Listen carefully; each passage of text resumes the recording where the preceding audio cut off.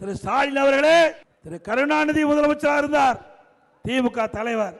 அவருடைய மறைவுக்கு பிறகு திரு ஸ்டாலின் முதலமைச்சர், அவர் திமுக கட்சியுடைய தலைவர்.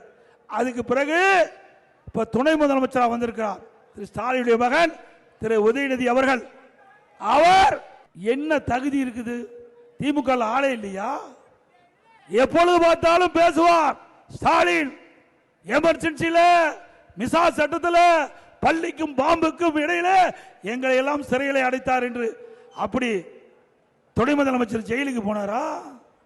திமுக எத்தனை பேர் இருக்கிறாங்க ஜெயிலுக்கு போனவங்க?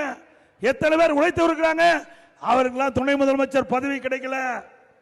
ஆனா திரு கருணாநிதி குடும்பத்தில் பிறந்த எந்தவித உழைப்பும் இல்லாம இன்றைக்கு ஒரே அடையாளம் திரு ஸ்டாலினுடைய மகன், திரு கருணாநிதியுடைய பேரன்.